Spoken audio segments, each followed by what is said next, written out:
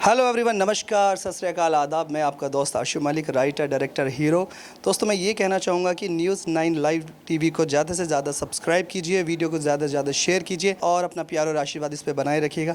जैसे कि आपने मेरी बहुत सारी फिल्में, मेरे सॉन्ग्स देखे होंगे। जैसे कि मेरी फिल्में रिलीज़ हुई है असुरा, मजनू, बलमा 420, रजनी, रजनी 2, बाली, सिंदूर, बजरंग, शंकरा, जुनूनेश की ऐसी बहुत सारी फिल्में मेरी रिलीज़ हुई है।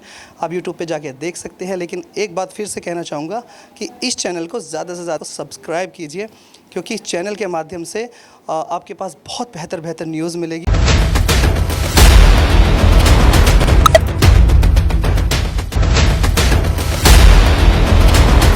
जैसा कि आप सभी जानते हैं कि बीते 9 दिनों से सीतापुर की विधानसभा सेवता में अमर शहीद शेख बंदे हसन व बलभद्र सिंह की स्मृति यात्रा चल रही है। हमारे साथ इस यात्रा की अगुवाई करने वाले जवाहरलाल नेहरू यूनिवर्सिटी के स्कॉलर रहे डॉक्टर ब्रज बिहारी जी हैं, जिनसे हम बातचीत करेंगे और ये जानने की कोशिश करेंगे कि ये जो यात्रा निकाली गई, इस यात्रा का उद्देश्य क्या है। डॉक्टर ब्रज बिहारी जी, हम आपसे ये जानना चाहते हैं कि ये जो आपकी यात्रा है, इस यात्रा का उद्देश्य क्या है।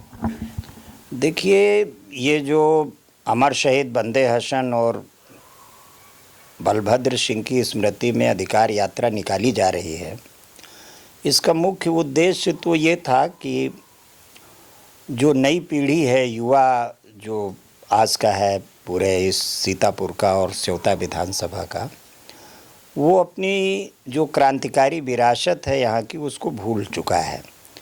उसके नॉलेज में ही नहीं है कि यहाँ कोई अमर शहीद बलभद्र सिंह रहे और बंदे हसन साहब रहे।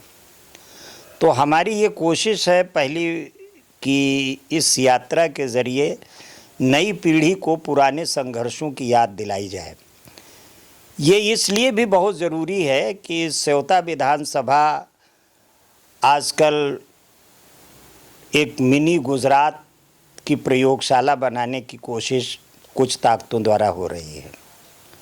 हम लोग इसीलिए, मुझे लगा कि वो सेवता विधानसभा जहाँ एक साझी शहादत, साझी विरासत का विधानसभा क्षेत्र रहा है। जैसे कि जब 1857 में बेगम हज़रत महल अंग्रेज़ों से लड़ते लड़ते चहलारी पहुँची और इस इलाके के सारे रजवाड़े, सारी ज़मींदारियाँ जो थीं यहाँ की, जितने ज़मींदार थे, वो सब अंग्रेज़ों के साथ खड़े हो गए थे। यहाँ की तक कि चहलारी का नरेश भी, राजा भी अंग्रेज़ों के साथ खड़ा हो गया था। लेकिन उनके बेटे बलभद्र सिंह ने अपने बाप से बगावत करते हुए और बेगम हज़रत महल के साथ मिल करके और यहाँ अंग्रेज़ों से युद्ध लड़ा और शहादत दी। कहने का तात्पर्य ये है कि ये पूरा सेवता क्षेत्र एक साझी शहादत, साझी विरासत का क्षेत्र रहा है और वहाँ पर कुछ सांप्रदायिक ताकतें यहाँ पर बहुत तीखे ढंग का एक हिंदू मुस्लिम माहौल बना रही हैं। यहाँ की जो साझी शहादत, साझी विरासत है, उसको ध्वस्त करने की कोशिश कर रही हैं। और यहाँ तक अगर स्थिति होती तो गनीमत थी। इस पूरे क्षेत्र के अंदर जो ग्राम सभा की ज़मीनें हैं, परती, बंजर, सीलिंग, ऊसर की, लगभग हर गांव सभा में 400-500 बीघे ज़मीनें पड़ी हुई हैं। एक बड़ी साजिश के तहत इन ज़मीनों पर कब्ज़ा किया जा रहा है और वहाँ पर जो कब्ज़ेदार हैं, ये बड़े मतलब दुख के साथ कहना पड़ रहा है कि वो लोग धार्मिक लिबास में हैं, धर्म का चोला ओढ़ करके और इन ज़मीनों पर कब्ज़ा कर रहे हैं। तीसरी बात ये है कि ये वो धरती है जहाँ पर बंदे हसन, बलभद्र सिंह जैसे लोग शहादत देते हैं देश की आज़ादी के लिए। और पता ये चल रहा है, स्थिति ये है कि जो रेवसा में चौक बनता है वो बलभद्र सिंह के नाम या बंदे हसन के नाम नहीं बनता है। जो आज़ादी के आंदोलन में जिन्होंने शहादत दी, अपना खून बहाया इस मुल्क की बेहतरी के लिए, वहाँ पर चौक बनाया जाता है ऐसे लोगों के नाम जो आज़ादी के आंदोलन के गद्दार रहे हैं, जिन्होंने अंग्रेज़ों से माफ़ी मांगी। इसलिए ये इतनी बड़ी चुनौतियाँ सेवता में खड़ी हैं कि एक तरफ हमारे आज़ादी के आंदोलन को ख़त्म किया जा रहा है और उस आंदोलन को ख़त्म ही नहीं किया जा रहा है, उसके ऊपर जो आज़ादी के आंदोलन के खलनायक हैं उनको स्थापित किया जा रहा है और नायकों को बर्बाद किया जा रहा है जो आज़ादी के नायक थे। दूसरा, यहाँ का जो गरीब गुरबा लोगों में, मज़दूरों में, कमज़ोरों में ज़मीन बांटने का जो सवाल था, उन ज़मीनों पर लोग अवैध ढंग से कब्जा कर रहे हैं। ज़मीन बांटने का काम रोक दिया गया है और वो सब एक खास धर्म के लिबास में है, धार्मिक लिबास में है। और तीसरा जो मैंने आपसे अर्ज़ किया कि इस पूरे इलाके में एक नया सांप्रदायिक माहौल बनाया जा रहा है और ये यात्रा इस कोशिश में है कि जो बंदे हसन साहब की विरासत है, बलभद्र सिंह की जो विरासत है, उसको बुलंद किया जाए। और मुझे लगता है कि भारत में और ख़ास करके स्योता में इन सांप्रदायिक ताकतों को तभी ध्वस्त किया जा सकता है जब एक बार फिर से बंदे हसन साहब की और बलभद्र सिंह की विरासत को बुलंद किया जाए, आगे बढ़ाया जाए। ये यात्रा जो आपने शुरू की, ये कौन से गांव से स्योता विधानसभा क्षेत्र के शुरू की और कितने गांव तक आप पहुँचे? ये यात्रा तो रेवसा कस्बे से शुरू हुई थी और अभी जो सांसद चुने गए हैं श्री राकेश राठौड़ जी, उन्होंने इसको झंडी दिखाया था इस स्योता विधानसभा क्षेत्र में यात्रा को।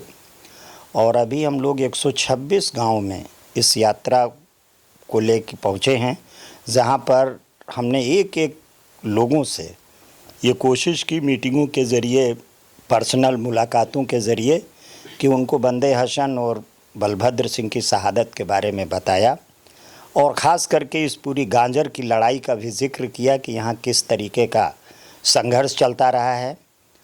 और उनसे मैंने यही बताने का प्रयास किया कि अगर वास्तव में गांजर को बचाना है, और ख़ास करके जैसे हम लोगों ने उनके बीच में लंबे समय से देखा भी है कि गांजर को ज़िला बनाने का भी सवाल उठता रहा है, तो हमने ये भी बात उठाई है कि ये ज़िला तभी बनेगा जब इस पूरे इलाके में बंदे हसन और बलभद्र सिंह की विरासत को आगे बढ़ाया जाएगा। आपको क्या लगता है कि जो आपने यात्रा शुरू की है, जो पहल है आपकी, इससे समाज में कुछ बदलाव देखने को मिलेगा? ये यात्रा एक बड़े सामाजिक, आर्थिक, राजनीतिक बदलाव के लिए है और मैं ये देख रहा हूँ कि जनता इसके लिए तैयार है। और अभी पिछले ही दिनों जनता ने ये बताया कि पूरे सीतापुर के अंदर जो सांप्रदायिक ताकतें थीं उनको जनता ने उठा के पटक दिया है और राकेश राठौड़ जैसे लोगों को संसद में भेजने का काम किया है। तो जनता तो बदलाव के लिए जुटी हुई है, नेतृत्व उसे नहीं मिल रहा है। सीतापुर को नया राजनीतिक नेतृत्व चाहिए, एक युवा नेतृत्व की सीतापुर को ज़रूरत है। और मुझे ये लगता है कि ये यात्रा जो है हमारी, जिसको हम सब, मेरा कोई पर्सनल यात्रा नहीं है, सीतापुर के आवाम द्वारा शुरू की गई ये यात्रा है। ये यात्रा सीतापुर को नया राजनीतिक नेतृत्व देगी और एक बड़े बदलाव को सीतापुर में लाने का काम करेगी। हमारे चैनल के माध्यम से युवाओं के लिए कोई संदेश, कोई मैसेज? पहली बात तो ये है कि आपके चैनल ने यात्रा को लेकर के, युवाओं के प्रश्नों को लेकर के, सब प्रश्नों पर एक गंभीर विमर्श बातचीत शुरू की है। इसके लिए चैनल को बहुत बहुत धन्यवाद। साथ ही साथ मैं ये कहना चाहता हूँ कि मैं सीतापुर के युवाओं से ये अपील करना चाहता हूँ कि अब वो राजनीतिक दलों की बेगार करना बंद करें।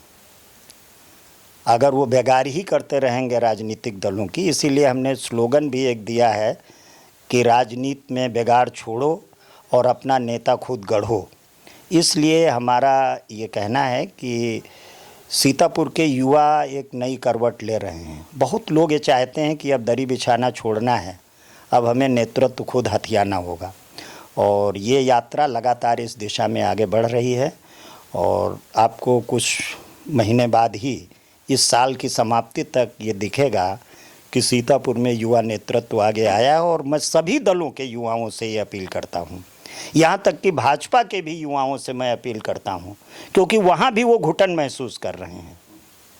तो ये सारे दलों के युवाओं से मैं अपील करना चाहता हूँ कि वो निकल करके आए और सीतापुर को बंदे हसन, बलभद्र सिंह की, मदारी पासी की, मुख्तार अनीस की विरासत को लेकर के आगे बढ़ें।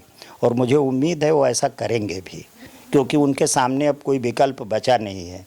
क्योंकि परिवारवादी जो राजनीति है वो इतना बढ़ गई है कि आज जब सीतापुर के अंदर नए नेतृत्व की ज़रूरत थी, युवाओं के नेतृत्व की ज़रूरत थी, तो युवाओं के नाम पर सारे नेताओं ने अपने बेटे और बहुओं को ही बागडोर सौंपने का काम किया है।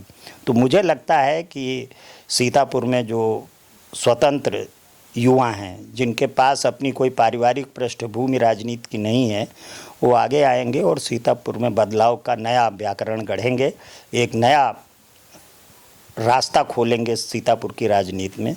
और मैं सभी युवाओं से अपील करता हूं कि वो दलों की बाड़ें तोड़ें और सामने आएं और सीतापुर को नया नेतृत्व दें।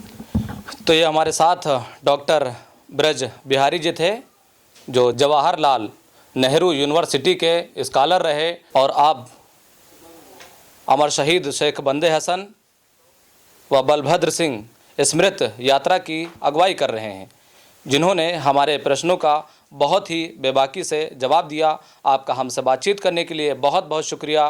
कैमरा पर्सन मोहम्मद तौफीक के साथ मैं Nafees Ahmad, team news 9 live TV, Sitapur.